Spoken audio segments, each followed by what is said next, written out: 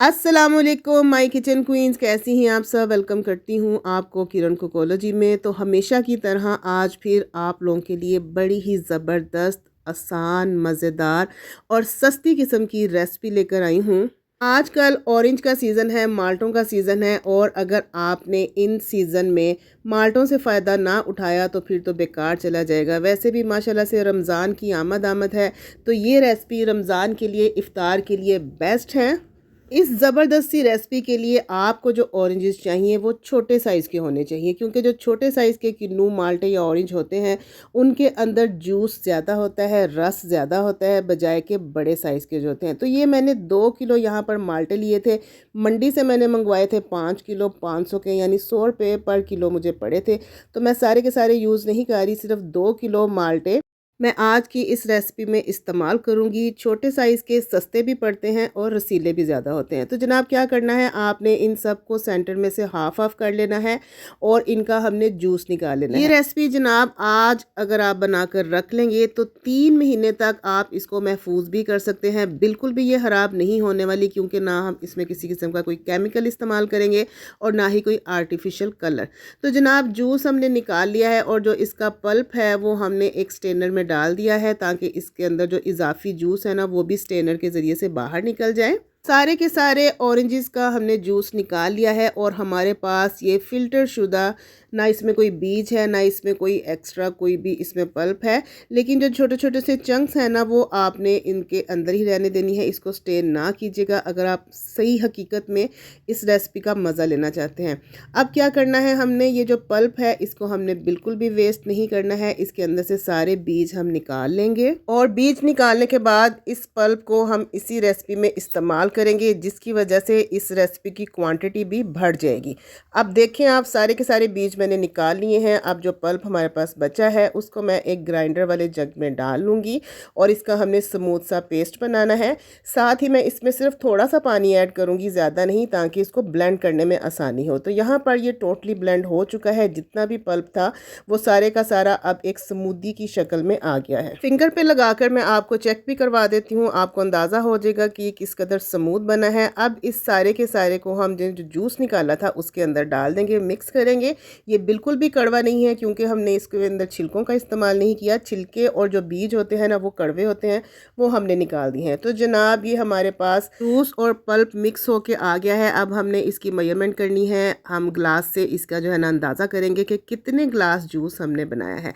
आपने देखा कि जूस इतना ज़्यादा नहीं था, लेकिन जब हमने पल्प को ग्राइंडर में मिक्स करके इसमें डाला तो इसकी क्वांटिटी भी बढ़ गई है। तो ये जनाब 3 बड़े साइज़ के ग्लास बढ़ के जो है ना वो हमारा ये जूस तैयार हुआ है। अब इस जूस को हम साइड पे करते हैं। पहले मैं आपको बता दूं कि छिलकों का क्या इस्तेमाल करना है। इस रेसिपी की खास बात यह है कि इसमें हम किसी भी चीज़ को ज़ाया नहीं होने देंगे, हत्ता तक कि छिलकों को भी ज़ाया नहीं होने देंगे। जनाब छिलकों के अंदर जो थोड़ा बहुत पल्प है और जो इसका वाइट वाला पार्ट है ना वो हम चम्मच की मदद से रिमूव कर देंगे और ये बड़ी आसानी से रिमूव हो जाएगा। अब इन छिलकों को मैं हाथ से ही तोड़कर छोटे छोटे पीसेस में डिवाइड कर लूँगी और फिर मैं इसको धूप में सुखा लूँगी। 2 से 3 दिन लगेंगे और ये बड़े ही अच्छे तरीके से ड्राई हो जाएंगे और फिर मैं इनको पीस कर इनका पाउडर बनाकर महफूज कर लूँगी, जो ऑफ सीज़न में भी मेरे काम आएगा। आप इसके साथ साबुन बना सकते हैं, क्रीम बना सकते हैं, रंग गोरा करने वाली।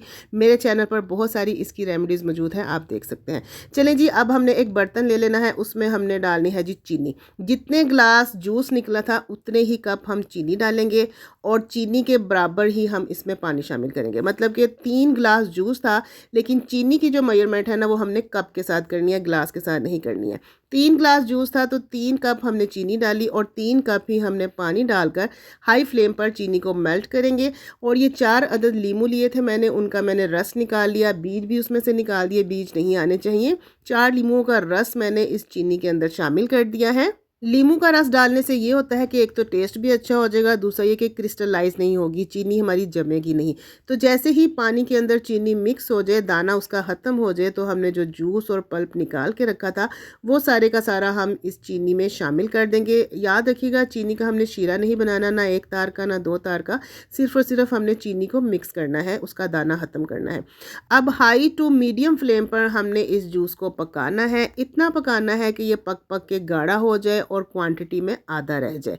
15 मिनट लगेंगे और ये जनाब थिक हो जाएगा। मैं आपको चेक करवाऊंगी। वीडियो को आपने लास्ट तक देखना है, बिल्कुल भी स्किप नहीं करना वरना बहुत से अहम पॉइंट मिस हो जाएंगे। तो यहाँ पर आप देख लें जूस को पकते हुए 15 मिनट हो चुके हैं और इसकी क्वांटिटी भी हाफ रह गई है और ये काफ़ी ज़्यादा थिक भी हो गया है। इस स्टेज पर आकर चूल्हा मैं बंद कर दूंगी।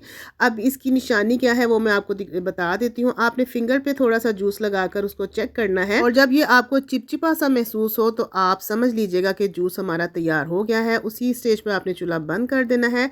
अब मैं इसमें टेस्ट को और ज़्यादा इन्हेंस करने के लिए डाल रही हूँ काला नमक आधा चम्मच और साथ ही मैं इसमें डालूंगी सिट्रिक एसिड का क्वार्टर टीस्पून, जिसको हम टाटरी भी कहते हैं। ज़्यादा नहीं डालनी है आपने, क्वार्टर टीस्पून या 2 से 3 चुटकी आपने टाटरी के इसमें ऐड कर देने हैं। इससे क्या होगा कि हमारा जूस जो है वो 3 से 4 महीने तक महफूज रहेगा और इसमें फंगस भी नहीं लगेगी, ना इसका टेस्ट खराब होगा। उसके बाद हम इस जूस को एक बोतल में भर लेंगे। बोतल जो है वो नमी से पाक होनी चाहिए। मैं यहाँ पर कीफ का इस्तेमाल कर रही हूँ ताकि जूस आसानी से बोतल के अंदर चला जाए और साइडों पे ना गिरे। ऐसे तो हमने पूरी कोशिश की थी कि इसके अंदर कोई बीज ना रहे, लेकिन फिर भी अगर आपको कोई बीज नज़र आए तो आपने निकाल लेना है, खास तौर पर मोटे वाले बीज। लेकिन जो बेबी सीड्स होते हैं ना, वो डेड सीड्स होते हैं, उनमें करवाहट बिल्कुल नहीं होती। वो अगर 2-4 रह भी जाएं तो कोई मसला नहीं है जनाब। अब हमारा ये ऑरेंज स्क्वैश तैयार हो गया है।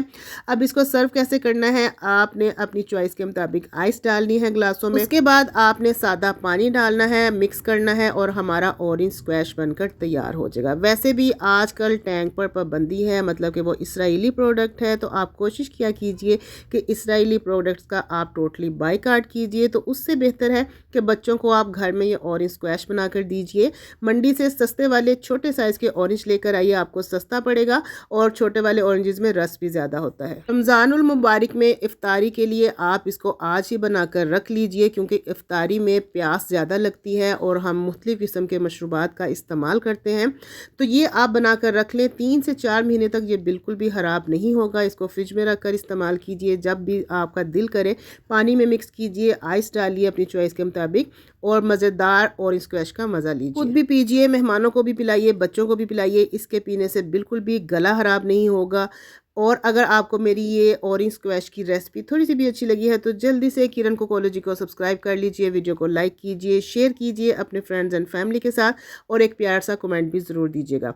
तो दुआओं में याद रखिएगा। मिलती हूँ आपसे नेक्स्ट किसी अच्छी सी रेसिपी या रेमेडी के साथ। तब तक के लिए ढेर सारा ख्याल रखिएगा, मुझे दुआओं में याद रखिएगा। ओके, अल्लाह हाफिज़ एंड टेक केयर।